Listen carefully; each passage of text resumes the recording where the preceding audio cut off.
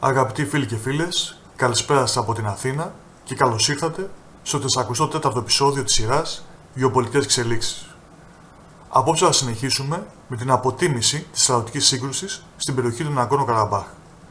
Το σημερινό είναι το δεύτερο από τα 4 σύντομα επεισόδια, όπου θα συζητήσουμε, θα σχολιάσουμε και θα αναλύσουμε την κατάσταση στο Ναγκόρνο Καραμπάχ, αλλά επίσης και στην ευρύτερη περιοχή.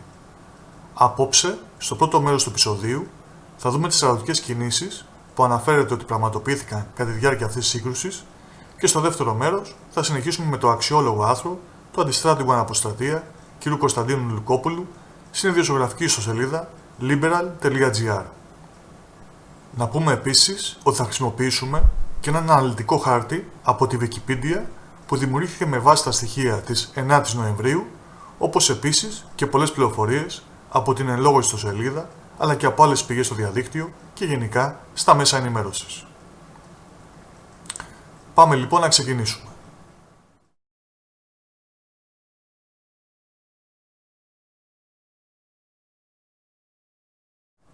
Σύμφωνα πάντα με τις πληροφορίες που μπορέσαμε να βρούμε, όλα ξεκίνησαν το πρωί της 27ης Σεπτεμβρίου του 2020, όπου οι ένοπλες δυνάμεις του Αζερμπαϊτζάν ξεκίνησαν χερσαία επίθεση κατά μήκος των συνόρων με τον Ναγκόρνο Καραμπάχ, αλλά κυρίως στο βόρειο και νοτιοανατολικό τμήμα.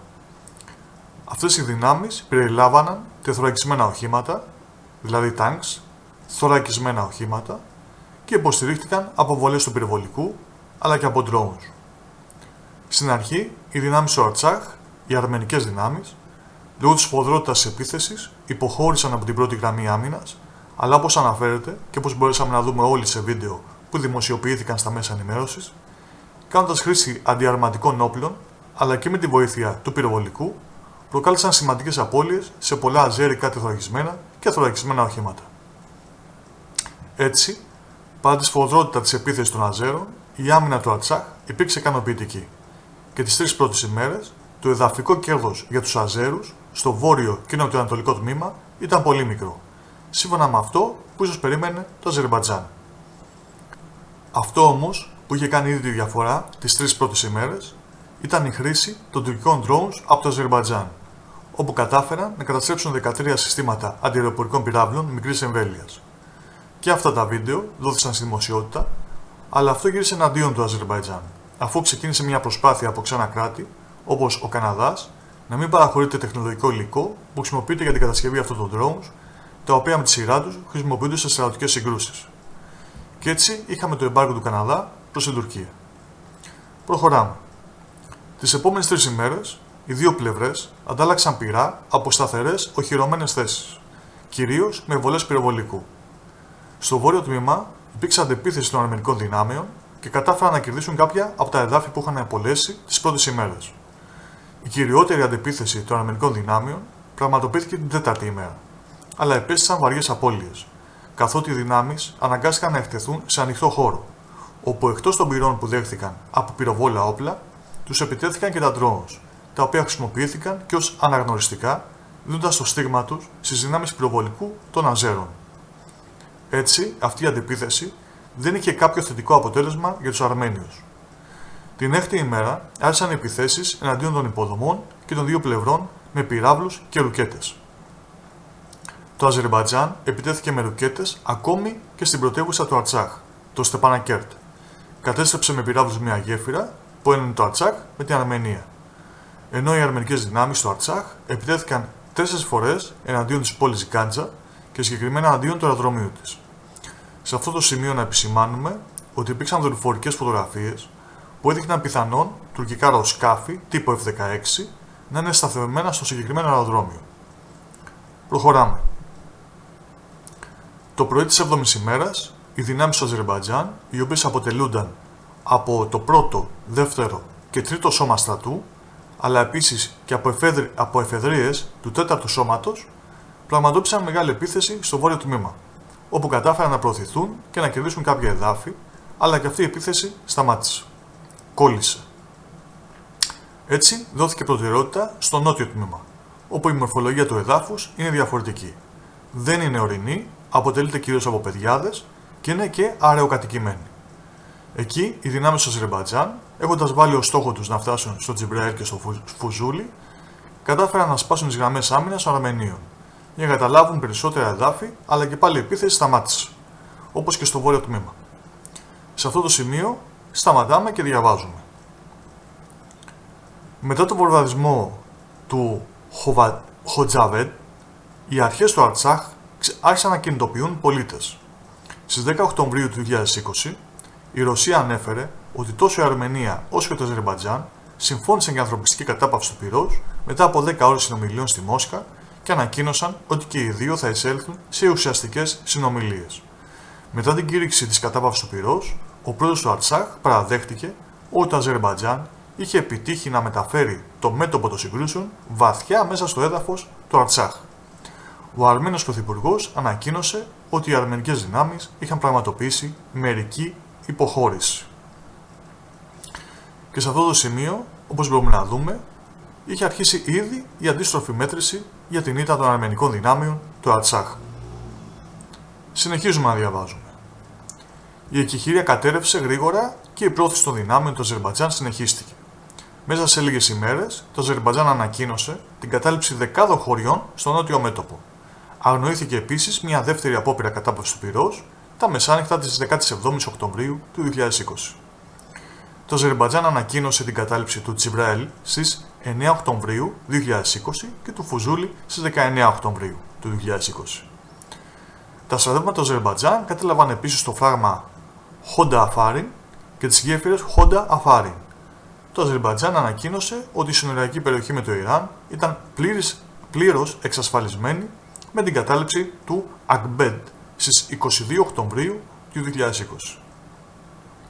Οι δυνάμεις του Αζερμπαϊτζάν στη συνέχεια στράφηκαν βορειοδυτικά, προχωρώντας προς τον διάδρομο Λατσίν, το μοναδικό αυτοκινητόδρομο μεταξύ Αρμενίας και Ναγκόρνο Καραμπάχ, τοποθετώντας τον εντός εμβέλειας πυροβολικού. Σύμφωνα με το Αρτσάχ, πραγματοποιήθηκε αντεπίθεση, η οποία και απόθυσε την εμπροστοφυλακή των αζέρικων δυνάμεων και την έσπρωξε προς τα πίσω. Μέχρι τις 26 Οκτωβρίου, οι αρμενικές δυνάμεις κατάφεραν να κρατήσουν τους Αζέρους σε μια απόσταση 25 χιλιόμετρων μακριά από το διάδρομο του Λατσίν. Ένοπλες δυνάμεις του Αρτσάχ, που είχαν υποχωρήσει στα βουνά και στα δάση, σχημάτισαν μικρές μονάδες και άρχισαν να επιτίθεται εναντίον εκτεθειμένου πεζικού και θωρακισμένου του Αζερμπαϊτζάν. Δηλαδή, πραγματοποίησαν αυτό που αποκαλούμε ανταρτοπόλεμο. Επίσης, αρμενικές δυνάμεις ξεκίνησαν μια αντεπίθεση κοντά στα νοτιοδυτικά σύνορα μεταξύ της Αρμενίας και του Αζερμπαϊτζάν. Στις 26 Οκτωβρίου του 2020 τέθηκε σε ισχύ μια εκεχηρία με μεσολάβηση των ΗΠΑ, αλλά οι μάχες συνεχίστηκαν μέσα σε λίγα λεπτά. 3 ημέρες αργότερα, οι αρχές του Αρτσάχ δήλωσαν ότι οι δυνάμεις του Αζερμπαϊτζάν απέχουν μόλις 5 χιλιόμετρα από την πόλη Σούσα. Στις 8 Νοεμβρίου, οι δυνάμεις του Αζερμπαϊτζάν κατέλαβαν τη Σούσα, τη δεύτερη μεγαλύτερη πόλη του Αρτσάχ, που βρίσκεται 15 χιλιόμετρα από το Στεπανακέρτ, την πρωτεύουσα της Δημοκρατίας.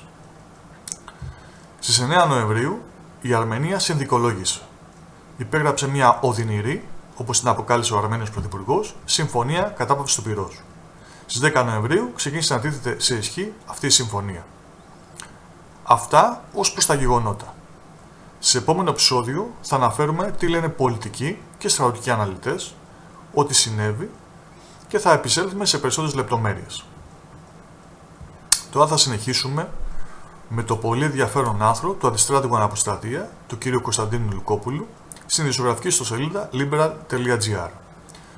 Συνεχίζοντας λοιπόν από εκεί που είχαμε σταματήσει την προηγούμενη φορά, ο κ. Λουκόπουλος λέει ότι οι δυσαναπλήρωτες απώλειες που υπέστησαν οι αρμενικές δυνάμεις, η ουδέτερη στάση της Ρωσίας και η σημαντική υπέρτερη στρατιωτική ισχύ των Αζέρων, οι οποίοι ελάμβαναν ταυτόχρονα βοήθεια από την Τουρκία, έφεραν, όπως αναφέρει ο στρατηγός, το στρατηγικό αποτέλεσμα στο τριήμερο 5 με 8 Νοεμβρίου, δηλαδή 6 εβδομάδες μετά την έναρξη της επίθεσης του Αζερμπαϊτζάν.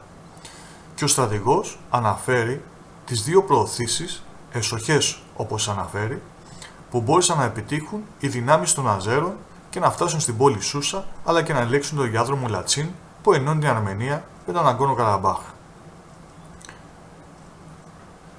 Συνεχίζοντας, ο κ. Λουκόπουλος αναφέρει ότι σε αυτό το σημείο αντιλήφθηκαν και ο Αρμένιος Πρωθυπουργός αλλά και ο Αρμένιος Πρόεδρος ότι πρώτον ήταν θέμα χρόνου η κατάληψη της πρωτεύουσας Στεπανακέρτ του Ναγκόρνο Καραμπάχ. Δεύτερον, θα υπήρχε ολικός αποκλεισμός της Αρμενίας με την περιοχή, αφού ο διάδρομος Λατσίν δεν θα υφίσταται πια.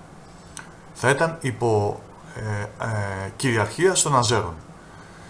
Και γάμα, τρίτον, ότι η περαιτέρω αιματοχυσία θα ήταν μάταιη και έτσι για να περισσώσουν ό,τι μπορούν, και καλύτερα να δούμε τη συγκεκριμένη παράγραφο, όπως τη γράφει επιλέξει ο στρατηγός, ώστε να μην αλλάξει και καθόλου το νόημα των λεγόμενων του. Πριν τη διαφαινόμενη μεγάλη ήττα και για να περισσώσουν το ίδιο τον Ναγκόρνο Καραμπάχ, που σημειωτέων συνεχίζουν να κατέχουν, δέχτηκαν τη Δευτέρα τους όρους ειρήνης που είχε προετοιμάσει η Μόσχα και που στην ουσία συνιστά συνθηκολόγηση. Σε αυτό το σημείο, αγαπητοί φίλοι και φίλες, φτάσαμε στο τέλος και του σημερινού μας επεισοδίου.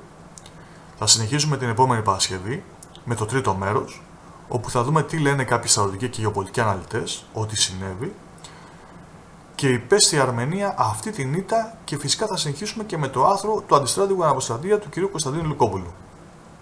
Επίσης, θα ήθελα να σας ενημερώσω ότι Κυριακή το μεσημέρι, 3 η ώρα Ελλάδος, θα ξεκινήσει ζωντανή 2ωρη εκπομπή με την ονομασία Κυριακή στις 3, όπου θα συζητούμε γεωπολιτικά θέματα και θα γινόμαστε όλοι μια παρέα.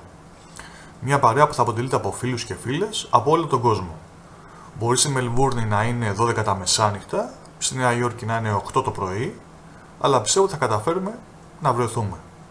Αυτή θα είναι μια πρώτη εκπομπή, ώστε να γνωριστούμε, και το πρώτο θέμα μας θα είναι τι αναμένουμε από τη Σύνοδο της Ευρωπαϊκής Ένωσης τον Δεκέμβριο σε σχέση με τις ελληνοτουρκικές σχέσεις. Φυσικά, ως πρώτη εκπομπή, αναμένεται να μην είναι στημένη, σεταρισμένη όπως τη θέλουμε, αλλά σιγά σιγά θα γίνουν όλες οι βελτιώσεις. Άλλωστε, ο κύριος λόγος αυτής της ζωντανής εκπομπής είναι να γίνουμε όλοι μια μεγάλη παρέα, να πείτε τη γνώμη σας, πάντοτε χωρίς ύβρις και με σεβασμό στην υπόλοιπη παρέα. Θα σας περιμένω λοιπόν την Κυριακή το μεσημέρι στις 3, και όσοι δεν έχετε λογαριασμό στο YouTube, φτιάχτε ένα πρόχειρο ώστε να μπορείτε να μπείτε στο chat και να μιλήσουμε. Η εκπομπή αυτή, όπως προείπαμε, γίνεται κυρίως για να πείτε εσείς τη δική σας γνώμη. Να σας ευχαριστήσω για άλλη μια φορά που μας παρακολουθήσατε και να σας ζητήσω να εγγραφείτε στο κανάλι μας στο YouTube, στην σελίδα μας στο Facebook και να διαμεράζετε τα βίντεο μας στο social media, ώστε να μεγαλώνει η παρέα μας. Καλό βράδυ σε όλους, πολλούς χαιρετισμούς σε όσους μας παρακολουθούν από το εξωτερικό και σας περιμένω την Κυριακή το μεσημέρι. Καλό βράδυ σε όλους.